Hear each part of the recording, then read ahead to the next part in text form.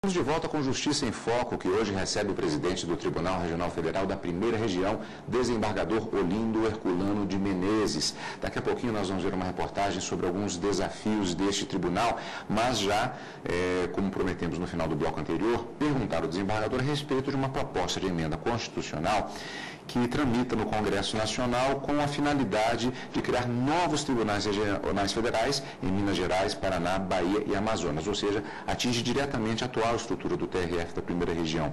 Isso pode facilitar os trabalhos? Quais os efeitos, na sua opinião, como presidente do TRF da Primeira Região, dessa proposta de emenda constitucional?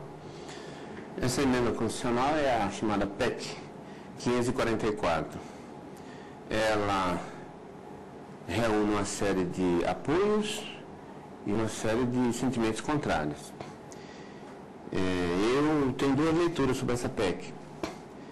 A primeira é que ela tem um pecado de origem.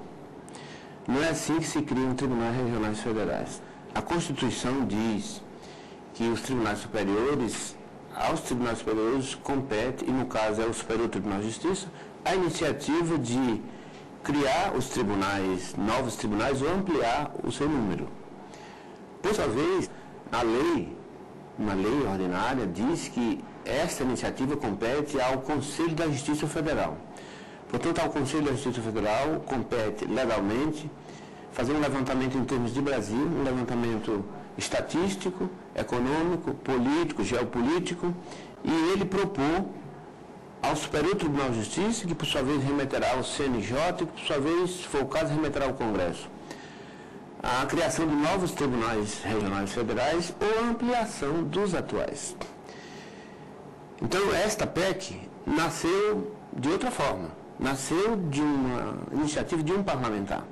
Por isso, eu particularmente, embora a minha opinião seja absolutamente nula nesse ponto, ela não vai influir em nada, mas eu sou contra. Eu, como presidente do tribunal, eu não sou contra a criação de novos regionais, em absoluto.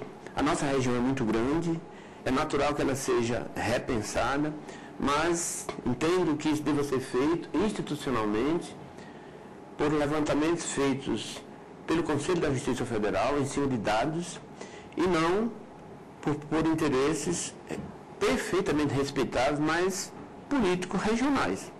Então, um deputado de uma região, por exemplo, do Paraná, quer criar um tribunal no Paraná.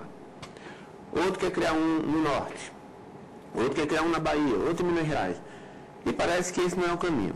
Então, eu acho que o espírito da PEC é muito bom, porque, evidentemente, o tribunal é muito grande. Agora mesmo, talvez na próxima sessão do Conselho da Justiça Federal, seja votado um projeto, ou um anteprojeto, ampliando o nosso tribunal e todos os regionais, no nosso, em mais 33 membros efetivos.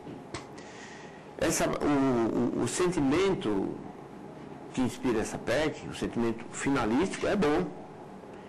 Se forem criados novos tribunais regionais federais, a gente vai dar uma melhor resposta ao jurisdicionado. Isso não há a menor dúvida. Eu só sou contra a forma como está sendo feito, que eu acho que isso não pode ser feito por interesses assim apenas políticos, ou em termos assim menos agradável, interesses paroquiais. Me parece que não é assim que o nosso sistema jurídico, que a Constituição pretendeu. Desembargador, além da questão logística, além dos desafios até mesmo físicos, no sentido de se desempenhar a chamada atividade jurisdicional, faz parte desse desafio também a responsabilidade referente ao tipo de matéria que faz parte da competência de cada tribunal especificamente. Nós vamos conhecer um pouco agora, em mais uma reportagem aqui da TV Justiça, alguns desses desafios nesse tópico específico, do que cuida o TRF da Primeira Região. Cabe à Justiça Federal julgar, principalmente, as causas em que forem partes a União, autarquia ou empresa pública federal.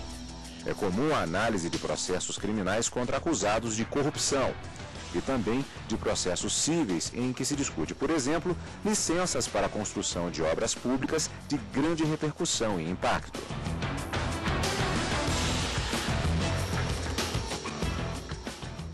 Pois é, desembargador, já falamos a respeito de diversos desafios e aqui se acrescenta essa questão. Esse tipo de matéria, especificamente, acrescido do que já falamos, de regiões, inclusive, muito distantes, às vezes, de todo o país. As dificuldades para se administrar sobre esse aspecto, especificamente, esse tipo de matéria, desembargador? As dificuldades são grandes. Eu vou lhe dar um exemplo. Eu fui inaugurar uma vara em Guajará-Mirim, em Rondônia, na fronteira com a Bolívia. Quando eu cheguei em Porto Velho, eu tinha uma opção. Ou eu pegava um carro e levava horas e horas a horas, ou eu pedia um socorro aeronáutica. Tive que pedir um socorro aeronáutica, ela mandou um Caravan, que é um avião antigo, e que levou a minha equipe. Fomos e voltamos, no mesmo dia. Aliás, dormimos, voltamos no outro dia. Então, são dificuldades grandes que a gente tem. Essa questão, por exemplo, você falou de grandes empreendimentos que impactam o meio ambiente, como é o caso de Belo Monte. É óbvio que o país precisa crescer. O país não cresce sem dar passos adiante, sem produzir energia elétrica. Precisamos também, isso aí é o ar que respiramos, respeitar o meio ambiente. Não podemos, assim, destruir a natureza. Fazer uma hidrelétrica na selva é uma ideia aparentemente, assim, anárquica. Parece uma heresia, né? Ou, para falar de uma linguagem religiosa, é uma blasfêmia. Inundar a floresta.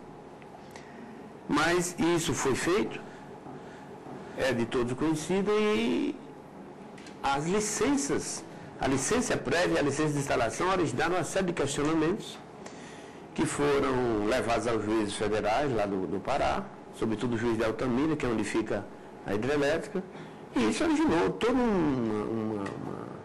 uma crônica em torno disso, uns contra, outros a favor, e o presidente do tribunal às vezes se vê num fogo cerrado que ele não escolhe. O desembargador Giraí Meguerião, meu antecessor, ele teve que suspender liminares dos juízes que mandavam obstar a construção dessa hidrelétrica. Ele fez, lógico, possivelmente eles pudessem escolher aquela questão, eu não escolheria, mas a gente tem que cumprir o dever. Ele fez, eu o sucedi, eu levei para a corte os agravos regimentais contra as decisões dele e a corte confirmou as decisões. Depois eu tive que suspender outra também, de maneira que são, digamos assim, percalços da nossa atuação. Eu entendo que não me compete como presidente do tribunal estar escolhendo aqueles feitos que têm o maior ou menor apelo de marketing. Eu acho que a justiça tem que funcionar profissionalmente, institucionalmente, e se a sua atuação em si mesma for vista como um avanço social, tanto melhor. Mas não é nossa preocupação trabalhar numa linguagem assim, digamos, coloquial, para a plateia. Mas nos nossos feitos, eu destacaria a atuação dos nossos juizados especiais federais. Os juizados são hoje a face mais visível socialmente da Justiça Federal. É a face da Justiça Federal que vai mais diretamente ao encontro das pessoas, do povo, as pessoas necessitadas, aquelas pessoas que, pelos mecanismos normais, jamais teriam acesso ao juiz federal. E hoje, não só eles vão ao juiz federal, mas o juiz vai a eles. A gente faz mutirões no interior, juizados itinerantes. Nós levamos os nossos juízes que trabalham em barracas, em instalações municipais, fazendo audiências. Então, eu acho que se eu pudesse destacar na nossa atuação alguma coisa que merecesse um destaque social maior, eu destacaria os juizados especiais federais.